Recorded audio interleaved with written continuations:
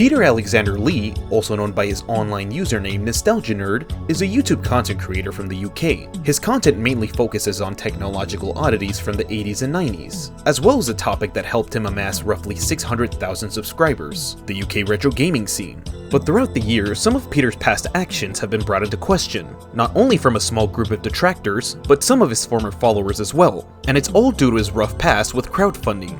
Not too long ago, Nostalgia Nerd launched a crowdfunding campaign via Kickstarter to open a vegan arcade bar called Barcadia. While it did manage to get past its monetary goal on the last day, the bar didn't last too long, as it shut down as of July 15th of 2025, when its limited company had been struck off. That will be covered in a part 2 video, but the one I'd like to mainly focus on was when Nostalgia Nerd created a GoFundMe campaign to fund a cheap £400 gaming PC to play Doom 2016. So let's go back in time to May the 13th of 2016, when Doom 2016 had just been released to the public. It's been 11 to 12 years since the release of Doom 3, and a new installment was long due. So when that time came for a new Doom game, gamers were excited, while OG Doom fans welcomed it with open arms. And among the OGs was Peter. Just 3 days after its release, a video was uploaded to Nostalgia Nerd's YouTube channel entitled 9 to 14th May Retrospective, Almost Doom and Kickstarters. In this video, Peter briefly explains how excited he was when he bought the game at launch, only to be extremely disappointed when the game failed to open on his 2011 Dell Vostro laptop due to the graphics card not meeting the minimum requirements to run the game. Doom! I've been waiting 20 years. Okay, here we go. Guys? To be fair, my computer probably isn't really up for the task of running it, and that's evident, so I'm not going to moan too much. It's a shame, but I've always got classic Doom to fall back onto. While not exactly feeling too fussy about this minor inconvenience, it wouldn't be long until he would make a teaser at the end of his Doom Alphas and Betas video about potentially getting a mid-range gaming PC. Now, if I could just get a PC capable of running Doom 4. Because on the 30th of May of 2016, just a day after releasing his aforementioned video, Peter would release another video about creating a GoFundMe page and asking his viewers to fund a cheap £400 gaming PC. So I'm starting a crowdfunding campaign to try and get me help to raise the funds I need for a £400 gaming machine. He shows a list of parts that meets the requirements to run the game smoothly, and saying things like not expecting to raise money, despite literally creating the GoFundMe page just for that reason alone.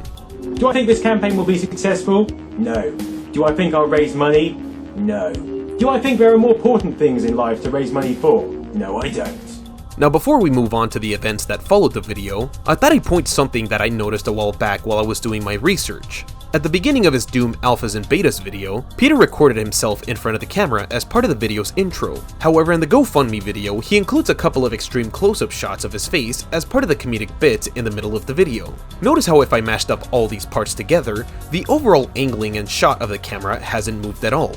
My personal theory is that Peter was going to initially publish the two videos on the exact same day, but instead took baby steps by releasing the main video on the first day and the GoFundMe video on the second day, and all this to avoid instant backlash. But as you may already know by now, this still didn't sit well with people, because after getting bombarded with negative comments, Peter would release a response video the following day entitled Butthurt, Butthurt, Butthurt. Now, regular viewers of mine will know that I bought Doom recently and I was unable to run it on my laptop, and so in response to this, I pushed out a crowdfunding campaign to get me a new cheap gaming PC. But what happened was people got very angry that I was doing this. Look at this. There's some nice comments, and then some of you are acting like I've just f***ing mugged you in the street. Jesus Christ, people, get a grip of yourselves. Throughout this entire video, Peter highlights some of the negative comments he's received, and laughs them off in an attempt to deflect criticism by boldly claiming that his critics are only selfish and entitled because they ignore the work that people put into their videos. Notice how he implies himself in the third person. Seriously mate, this was worth doing just for some of the comments alone. Really mate, you can't save up £400 so you're going to beg people to buy you a new toy. What a self-entitled prick. Besides, if you can't save up just £400, maybe you shouldn't spend it on games. Just f*** off. I hope your lame channel will crash and burn after this. Seriously, look, here's some more. The thing is, you're calling me a cheap git. You haven't even contributed. Seriously though, I bet you roam about on YouTube all day without giving an iota of thought about the work, time or money that people put into their videos. At one point in the video, he brings up a comment from UK retro gaming content creator Steve, also known as RetroGamerVX. But the thing that makes the situation really worse for Peter is when he tries to single out Steve for apparently bringing in the hate mob, despite only leaving a comment suggesting that Peter should do some overtime at his job, rather than to solicit his subscribers for money. But it appears that Peter didn't get the message, or didn't seem to care one bit, and still played the victim.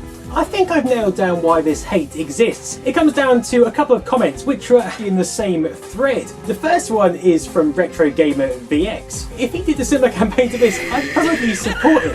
If you want to play a game, this is not urgent. Well, firstly, it's due, and it f***ing is urgent. I'm buying a new computer, I've been saving up for ages. I save up. Good for you, man. What's your point? Do some overtime. Ever heard of that?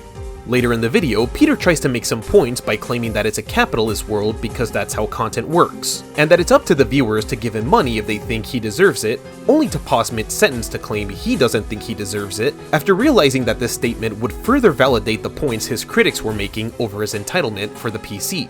Someone else has put, e-begging is his thing. He thinks he deserves it because he makes content. Strange world we live in. Well, yeah, it is a strange world we live in, because that is how content works in a capitalist world. You make it and then the viewers pay for it, either through advertising or through subscription costs or anything else. And it's up to the viewer as to whether the person asking deserves it or not. I don't think I deserve it. He then concludes the video by stating that he made the video as a joke and not expecting any donations, again despite literally creating the campaign with the intention of raising money, and that the GoFundMe page was made as another form of tip jar for his subscribers to chip in, while even acknowledging that he has a Patreon that does the exact same thing, but tossing it aside earlier in the video as a different form of monetary contribution. But, it boils down to this. This was a tongue-in-cheek video, it was made in humour, and I don't expect anything from it. But I did create a GoFundMe campaign, just in case people appreciate my content so much they may want to make a contribution. I know I've already got a Patreon, but what's wrong with just asking? Some people might appreciate it. Isn't this what you have a Patreon page for? No, the Patreon page is for people to fund me if they like my videos on a general basis. This is a separate campaign which of course no one has to contribute to. Or they can just watch the video and laugh, if you know how to do that. Do you know how to do that? Now it's worth mentioning that Nostalgia Nerd started his Patreon page as far back as 2014, and around the time he uploaded his retro gaming news video, he had up to 13 patrons helping him raise up to $50 per month in total from his Patreon. Now, while the income at that time was few and far between from the initial goal of £400, that amount he was earning would have been a great head start for him to save up money for the PC. But if he really wanted to earn more money as quickly as possible, while still having his integrity fully intact, the best thing he could have done at the time was to grow a set of balls and turn the GoFundMe video into a Patreon video. In it, he would have announced new perks and incentives for his viewers to subscribe to his Patreon, while keeping whatever this sort of humor was fully intact. Was it really that hard to think of? After the release of his response video, the reception from his viewers were mixed at best, with some believing he was a victim of circumstances, while others stating that this response video was done in poor taste. There were even some people who were neutral on the situation, maintaining a both-sidesism on the matter. And as for Peter, let's just say he took the time to respond to some of the comments in a not-so-formal way. He either played along with the comments from people who agreed with him, trolling those who disagreed with him, or even asking one of his critics who still supported him to unsubscribe if they chose not to lighten up their mood. UK retro gaming content creators like Kim Justice and Larry Bundy even chipped in the conversation to give their own takes on the matter. Larry at one point even suggested Peter to change the description of the GoFundMe page to give a reasonable excuse for why the funds were needed for the PC in the first place. However, despite considerations on making the changes, Peter still kept the original page the way it is. And as of the time I'm recording the lines for this video, the GoFundMe page has already been taken down. There is an archived version of the page via the Wayback Machine, so the page is still out there for everyone to see.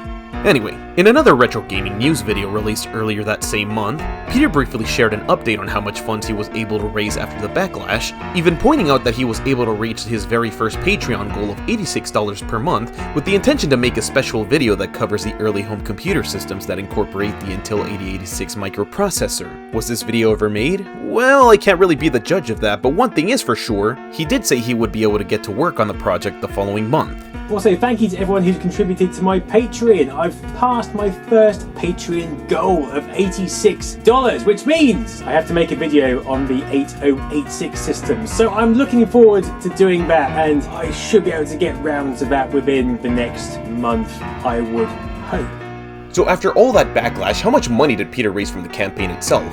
While the initial goal was to raise up to £400 from the campaign, he was able to secure up to £475 in total. So after raising even more than the initial goal of what he asked for, with the intention of not only playing the game but also to review it as well, the question now is, did Peter make the Doom 2016 video? Well, if we take a look at his YouTube channel and search for Doom 2016, or Doom 4, take your pick, you'll notice that there is no trace of the promised video. So what happened to the Doom 2016 video? On June the 20th of 2016, just a couple of weeks after the release of his retro gaming news video, Peter would upload a video of his gaming PC. He shows the parts he bought for the build among other unnecessary things, the assembly of the PC itself, and even giving his first impressions of Doom 2016 after playing it. Okay, we all know why this machine is here. So I played Doom 2016 for a bit. It's a bit boring if I'm honest. Haha, no, it's good. It's very good, and as you can see, I'm getting good frame rates with this setup. At the end of the video, he not only promises to start reviewing the game in the coming weeks, but also to make a shoutout video for those who pitched into the campaign. Anyway, I won't spoil this here. I will do a full review of this game in the coming weeks. So, of course, none of this would have been possible if it wasn't for these lovely, lovely people who donated to my GoFundMe campaign. I'm completely humbled and blown away by. I can't thank you guys enough. I've got a few shout outs I need to give, which people have asked me for, but I'm not going to do them at the end of a video. I will make a proper, specific video for each of these shout outs and do this properly. Fast forward to June the 14th of 2017, just 6 days from what would have been a full year since the video's release, Peter released a Q&A video in which he responds to questions from his patrons. Among one of them was from a patron who asked him if he had completed Doom 2016 and if he had any intentions on making a video review of the game. Peter's response was that he was only able to write half a script, however he was too busy making other video projects besides the one he promised roughly a year ago. Daniel Purchase. Have you completed Doom 2016 yet? Are you working on a video about it? Well, I have written half a script for that video, but I haven't had time to complete Doom 2016, and I did promise a video, and I will deliver a video, but I want to get a good, decent proportion of my way through the game. I've got the outline of what I want to do, and once I get a chance, I spend most of my time making videos. But that is part of a video, so I should probably crack on. But it will be out this year. Yeah, it'll come out this year. His new deadline for the completion of the project was expected to be released in late 2017. This would be the last update he would give to his viewers who pitched into the campaign.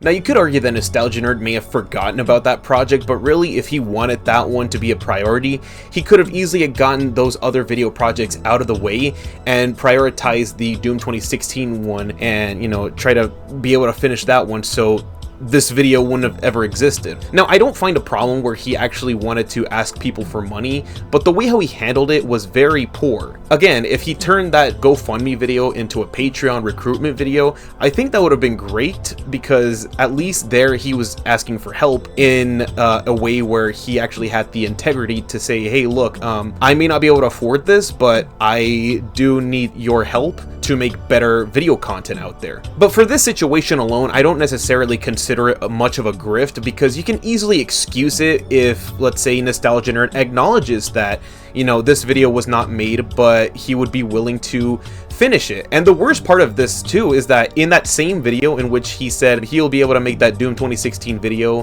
he said that he wants to get that out of the way as quickly as possible so that if and when a new Doom entry comes in, he would be able to cover that as well. It'll come out this year, because otherwise it's going to drag on to the end of time. I'll have Doom 2018 will be out before I get to it, or something else. Well, now you might call me a dick for pointing it out, but really I think the most important thing is that even if you like Nostalgia Nerd, it's important that you should at least acknowledge that this is not a good look for Peter, but at least this is something that you could easily forgive. Now please do not harass Nostalgia Nerd. This video was really meant as a way to kind of highlight the moments that happened during that time, and if Nostalgia Nerd would be able to give his own side of the story story. It would be nice to at least see what people can draw to their own conclusions to either support him or not. But yeah, this is not the kind of video I really wanted to make, but I felt it was important to do so because there is no better way to eliminate a problem than to expose it. And I think we need to take step by steps to make things right. But yeah, the Arcadia situation is for another story that I will try to cover. But yeah, that's for another time. And until next time, I'll see you guys in the next one. Sayonara.